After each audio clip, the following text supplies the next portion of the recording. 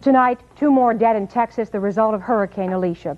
Chad's president warns that more Libyan troops plan a new assault within days. And Israel says it is about to move its troops from Lebanon's Shuf Mountains, despite fears the Lebanese army will not be able to keep the peace. Good evening, I'm Jessica Savitch, and this is NBC Nightly News. Hurricane Alicia, which tore up the Texas Gulf Coast for 3 days, could well be the costliest storm in U.S. history. Estimates today run anywhere from $750 million to $1.65 billion. Robert Elliott reports. These are the people of Cabanis Road, Baytown, Texas. While most victims of Hurricane Alicia are busy patching up and putting their lives back together, all these people can do is watch. There's nothing left to save. We've lost everything we had in there. Never even got nothing but a few clothes out. Baytown sits on the northern edge of Galveston Bay. When the tides surged, the community flooded. Now the water just stands there, trapped. Most residents say they don't plan on moving back. I thought too much of my wife and kids to come back over here and catch nothing. I'm just going to go somewhere else. In Houston, there aren't as many visible signs of damage remaining. The big problems here are still the loss of electricity and telephones.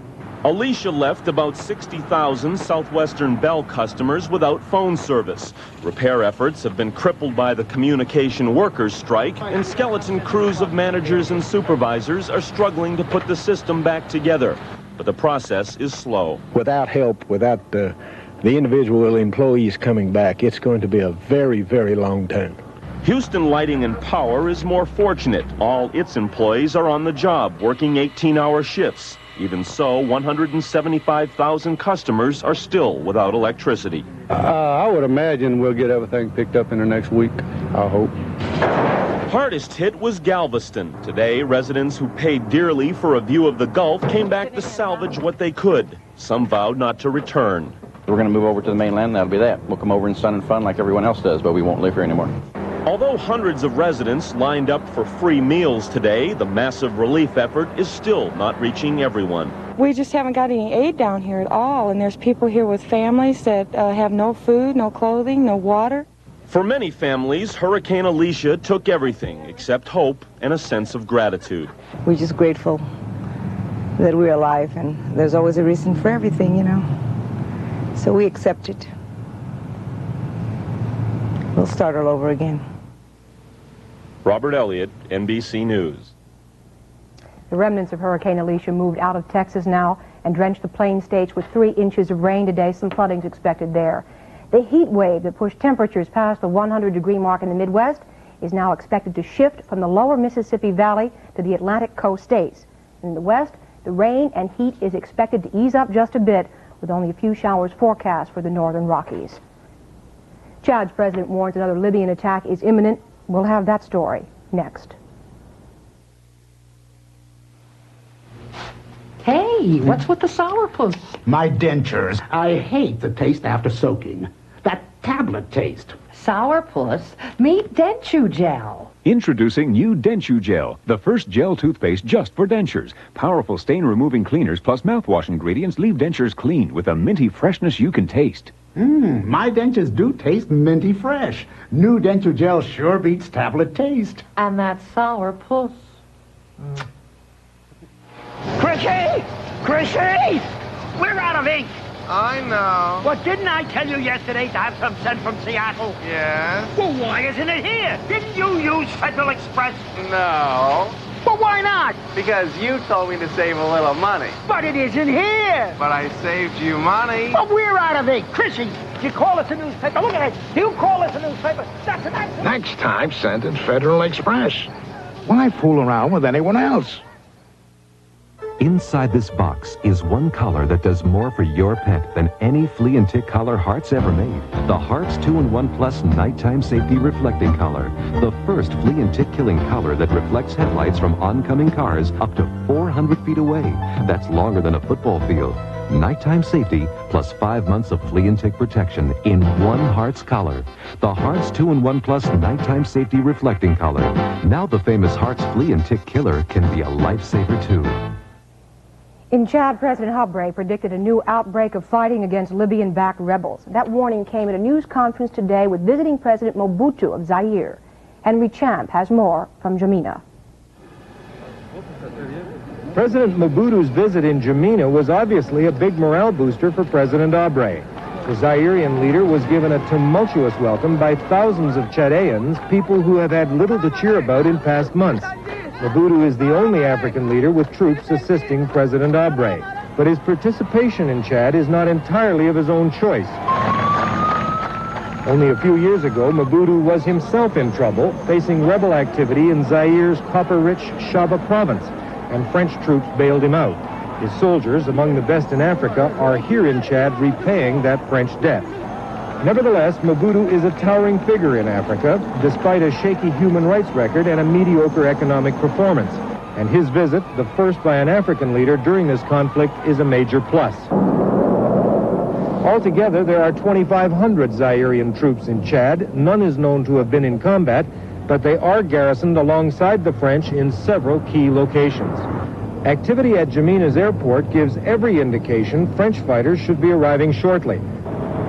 Several huge tankers capable of in-flight refueling have been taking off.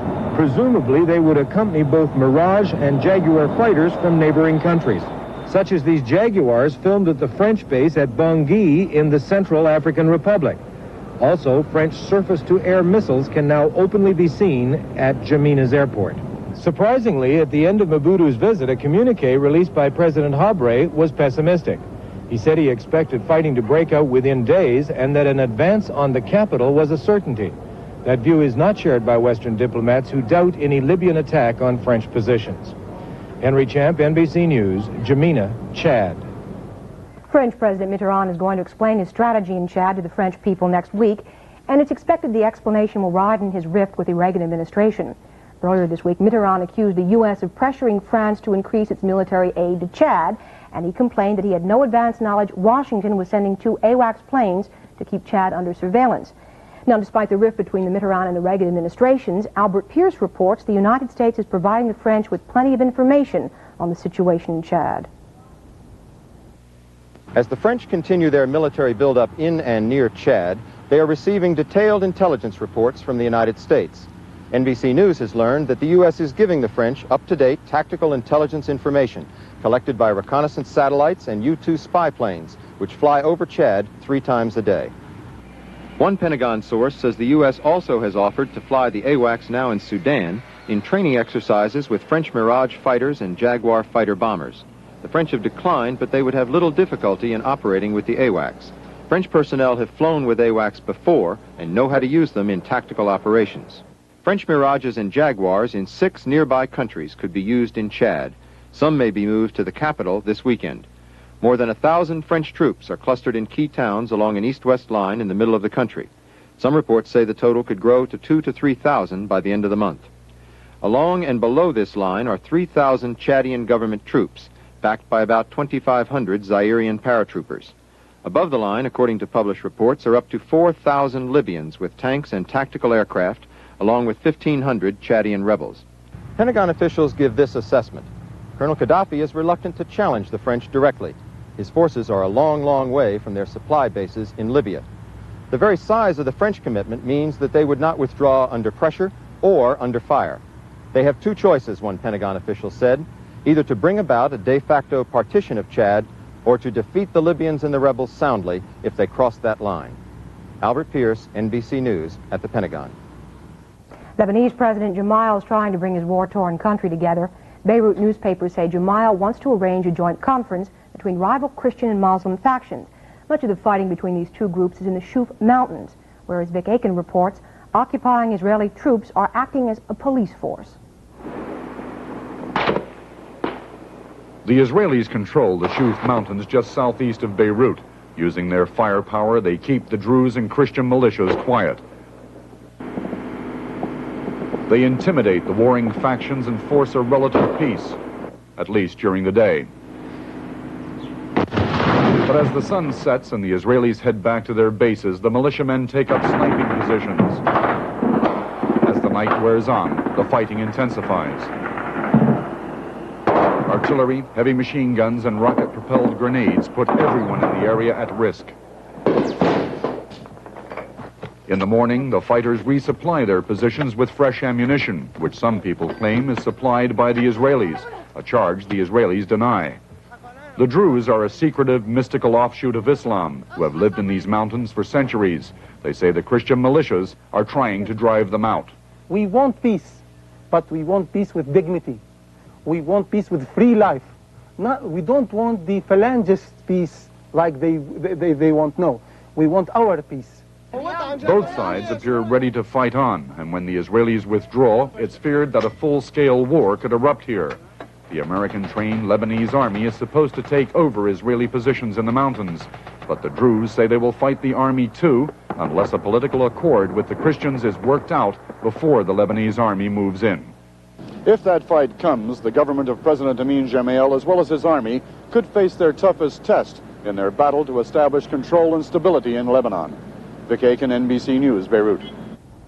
An aide to PLO leader Yasser Arafat was gunned down in Athens today. Police say Colonel Mahmoud Mawrish was driving along an Athens street when two gunmen riding a motorcycle opened fire, killing Mawrish and wounding 3 others in that car. So far now, no motive for the shooting. At least 15 people were killed and another 16 injured when an overcrowded apartment building collapsed in Cairo today. Officials say the owner had illegally added extra floors which became too heavy for the building's foundation. And in Spain, 5 people injured when a bomb explosion damaged a government outpost in the town of Laredo. So far, no one has claimed responsibility for the bombing. President Reagan eases restrictions on the sale of pipeline equipment to the Soviets. That and more news after this. It's coming. A new company offering computer-like telephones for your home, the latest information systems for business, and reliable long distance that lets you reach out and touch anyone, anywhere, anytime. A company committed to the world's best service and a promise for tomorrow that only the genius of Bell Laboratories can deliver. It's the same company that brought you the telephone. AT&T. More than a new look, a new outlook.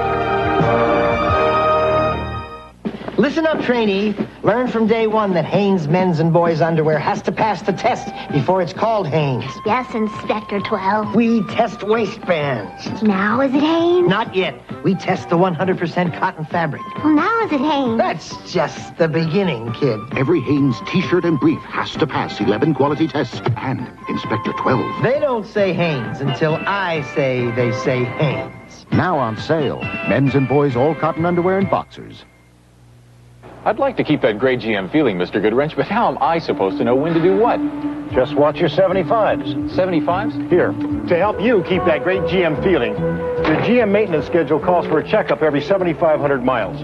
Looks complicated, Mr. Goodwrench. It isn't. All you have to do is watch the top of the charts and your odometer. We take care of the rest. Keep that great GM feeling. Mr. Goodwrench makes it easy. With genuine GM parts. President Reagan today lifted sanctions on the sale of heavy-duty pipe-laying equipment to the Soviet Union. Fred Francis reports that move will help the financially troubled Caterpillar Corporation. By lifting the licensing requirements for heavy equipment to the Soviet Union, the president corrects a policy which Senator Charles Percy described today as kicking ourselves in the shins. Percy's point is that the pipe-laying equipment and other machinery that the nation's main producer, Caterpillar of Illinois, is now free to sell, is easily acquired by the Soviets and other Western countries, specifically Japan, which has been dominant in filling the void. Caterpillar never had a contract on the Siberian gas pipeline, but since the president's technology sanctions over Poland and the pipeline, Caterpillar has lost $250 million in Soviet orders. Now, with other Soviet projects underway, Caterpillar hopes to regain its position in that market. Coming so soon after the new Soviet grain deal, today's correction in trade policy adds to the list of positive developments in Soviet-American relations. Others include an agreement at the European Security Conference in Madrid, new proposals now on the table in Vienna for lowering troop levels in Europe, and compromise signals from the Soviets at strategic arms talks in Geneva. Overseeing much of this is Secretary of State George Shultz, whose stature within the administration has taken a beating in recent weeks. So the president's decision today to drop the licensing barriers is also seen as a public endorsement of Secretary Shultz's judgment. Fred Francis, NBC News, the State Department. U.S. officials have reportedly proved to themselves that Andrei Barishkov really did write those letters saying he wanted to remain here in the United States. The Soviets denounced the letters to President Reagan and the New York Times as forgeries, but UPI today quotes diplomatic sources as saying U.S. officials using handwriting samples have proven they were written by Berishkov. Members of Congress took almost 1,000 trips at taxpayers' expense, that according to the results of a Ralph Nader study out today. Among them, a trip to Mexico by the chairman of the House Agriculture Committee to discuss eradication of the screwworm, a New York senator's trip to Italy with his father and assistant to discuss disaster relief, and a congressman's trip to the Cayman Islands to accompany Prince Philip to a turtle farm. The most popular spots, according to Congress Watch, Greece and Italy. The group says the practice makes all foreign congressional travel suspect when many fact-finding trips actually do save taxpayers money. The Phelps Dodge copper mine and smelter in Arizona reopened today. David Burrington reports hundreds of police guard workers crossing the picket line 10 days after strike violence forced the mine's closing. This time there were no incidents, but the mood was grim. More than 400 workers passed through the gate, protected by hundreds of National Guardsmen and state police, many of them armed. This is a test of union power, since most of the strike breakers are union men. Almost 1 out of 3 is chosen to keep working. Because of layoffs last year, these are hard times. The pickets call them scabs. You know, a lot of them used to be my friends. Personally, I feel that they are a lesion on society. Well, do you think there'll be more trouble? Yeah, there's going to be more trouble. There'll be trouble from now for the next 30 years. Phelps Dodge, Arizona's biggest copper producer, figures the trouble is worth it if it can reduce costs, since it's losing money. Its contract offer cuts salaries for new workers and has fewer benefits. Cameramen allowed inside a smelter were told not to show faces of workers because they are scared, a spokesman said. There's so much hostility. You can feel the hostility in nearby towns where workers live. Here, people used to gather at the post office to gossip. Now, rather than get into an argument, they stay home. I think it'll take 2 or 3 generations before it gets back to being a friendly town again. I know brothers who are enemies because of this. I'm afraid that maybe the children is going to have to take sides, and I don't want to see that. A lot of people don't want to live here anymore. If this strike drags on for a long time and the company continues to operate, even some pickets say the union could be broken. David Burrington, NBC News, Southeast Arizona. American Airlines today says a flight attendant used a fire extinguisher to douse a smoldering fire aboard a transcontinental flight yesterday. They say the fire was apparently caused by a passenger who carelessly tossed a cigarette into a laboratory waste basket. The plane was carrying 383 people from New York to Los Angeles. A United Airlines jet carrying 197 passengers and a crew of 8 lost power over the Rocky Mountains last night and fell more than 3 miles before the pilot was able to restart the engine. United blames electrical discharge. The plane's passenger says it was frightening, but there was no panic on board that plane. I turned and said to the guy next to me, this is really a quiet airplane, because they cut back the power like they normally do, and I didn't realize that the engines had gone off. And then all of a sudden, the stewardesses come on and they said, stick your cups, anything that's loose in the pockets, everything under the seats. There were going to be emergency landing. Said more prayers than I've said in the last 2 years, probably. And it seemed like an eternity. Blind sailor Hank Decker and his 25-foot sloop Dark Star sailed into Honolulu on schedule on Friday, becoming the first blind person to successfully sail alone from San Francisco to Hawaii. The nearly 2,400-mile voyage took 25 days to complete. Decker, a charter operator and sailing teacher, says the trip proves blind people can do just about anything. Coming up, a money-saving vacation report, bed and breakfast. Next. When Apple invented the personal computer, we were all alone in the world. But soon it seemed that everybody was trying to build a better Apple. Well, somebody finally did. Lisa from Apple. So advanced it puts us right back where we started. Alone again. Soon there'll be just 2 kinds of people. Those who use computers and those who use apples. Darn, my sink trap's clogged. Do you know what's clogging it? Who knows what's down there? Grease, food, hair. Better use Crystal Drano, the all-purpose drain opener.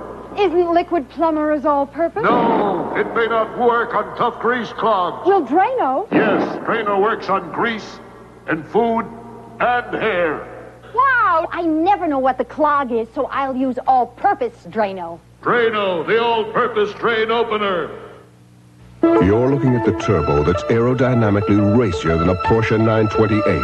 Renault Fuego, built with the same passion to perform that ignited Formula One racing. Renault Fuego. We couldn't make it any hotter, so we made it cooler. With air conditioning that lists for $640 free. Buy any new 83 Fuego before August 31st and get a cool $640 off the price.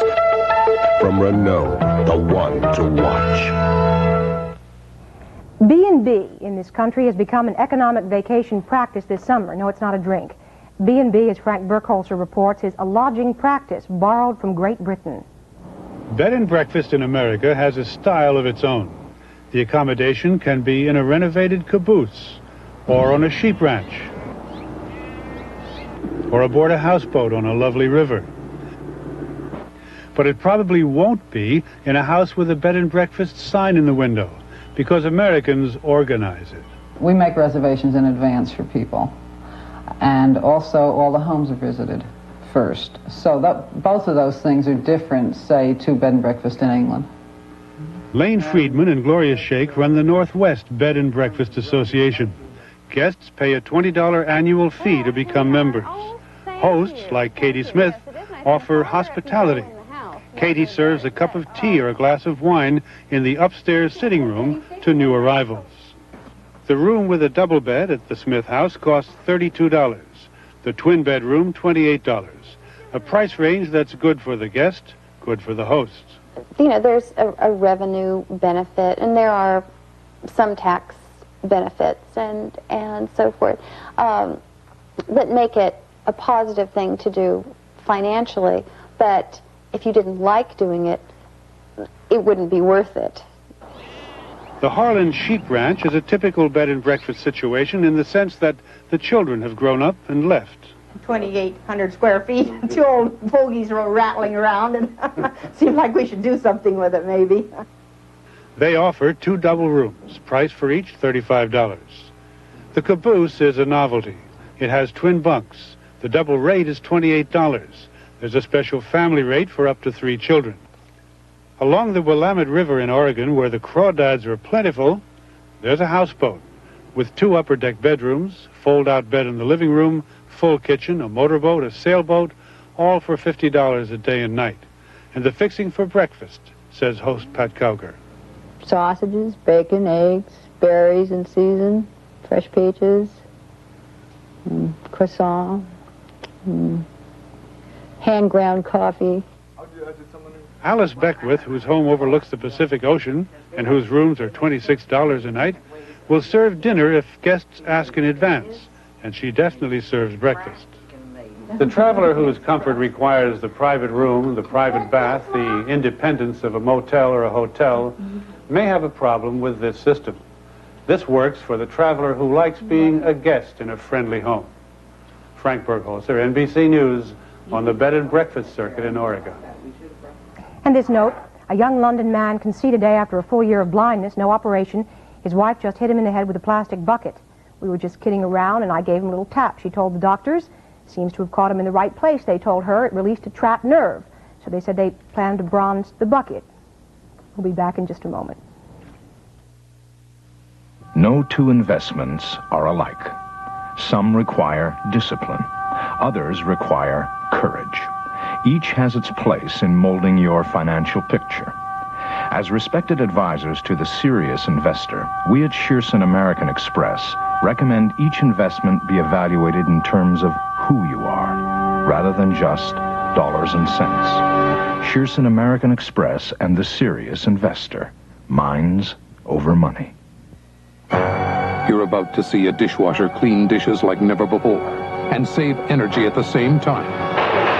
Announcing the Whirlpool Power Clean Energy Saver Dishwasher with a patented washing system that gives you unbeatably clean dishes, yet uses 20% less hot water in the normal cycle than any dishwasher we've ever built. And like our washers and refrigerators, it comes with the Whirlpool promise to give you your money's worth and make your world a little easier. My starch comes out too stiff. Mine comes out too starchy. Not new spray and starch. It makes clothes come out beautifully. My starch doesn't come out at all. New spray and starch comes out beautifully. It's the first fabric finish ever in the no-clog trigger sprayer. And what a look. Crisp without being stiff. Get new spray and starch. Comes out beautifully. Windsurfing. It will be an Olympic event in the 1984 Games. Phil Buckman reports tonight on the last major American championship before the Games. Off the coast of South Carolina, 250 board sailors, popularly known as windsurfers, tack, which are upwind maneuvers, and jibe, which are downwind maneuvers, around a triangular course for the 11th Annual America's Windsurfers Championship. It is a test of skill and strength against the unpredictable currents of the Atlantic Ocean. It is a pageant of colorful sails performed with grace and dexterity. But sometimes even the best are defeated. Windsurfing has been a recognized sport in this country for 15 years, even longer in Europe. This year, it was elevated to Olympic status. For the first time, board sailing will be an event in the 1984 Olympics in Los Angeles. This is the last major American championship before the Games. The coach of the U.S. board sailing team is Major Hull. To be in the Olympics at this point in the growth of the sport it's just phenomenal. I mean, table tennis doesn't get in until 1988, and look how long that's been around. So we're tremendously excited about it. Some of the Olympic hopefuls say their sport combines the challenges of surfing, sailing, skiing, and ballet. Sometimes you're thinking about how much fun it is, and other times you're thinking about how much it's hurting. The best thing about windsurfing is just being able to go straight from an office chair to the water in a matter of minutes. More than the pure enjoyment, though, windsurfers say the prospect of winning a gold medal in the Olympic Games is exciting. But to win, the American will have to sail across the finish line with the best time. Phil Buckman, NBC News, Charlotte, South Carolina. And finally tonight, he was known as the Say Hey Kid, and today he was honored at Candlestick Park in San Francisco. Hall of Famer Willie Mays, considered to be one of baseball's greatest players, had his number, 24, retired today by the Giants, the team he played for 21 years. He was praised by former teammates and also received a congratulatory message from President Reagan. Mays told the fans, San Francisco will always be #1 in his heart. That's our report. Lloyd Dobbins hosts Monitor tonight at 10, 9 Central and Mountain Time. Chris Wallace will be here for Nightly News tomorrow. I'm Jessica Savitch from New York. Thank you, and good night from all of us at NBC News.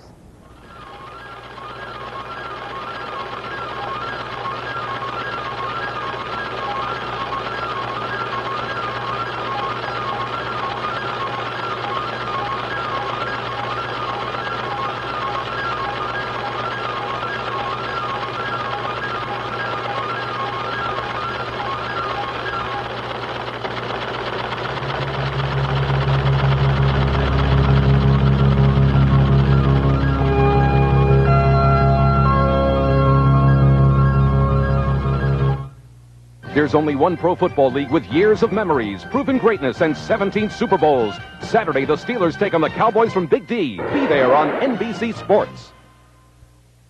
You are being replaced by a machine. More Americans than ever are confronting this harsh reality. How can you keep from being replaced? NBC reports Thursday. Coming up on the scene at 6, the hot, dry weather has many local officials calling water shortages a crisis. And this was no weekend off for many Metro school officials. They're trying to straighten out busing snags. Also in the news, 2 teachers' unions are gearing up for a battle over members. And a tough new law could put unlicensed drivers behind bars. These stories and more news coming up on the scene at 6.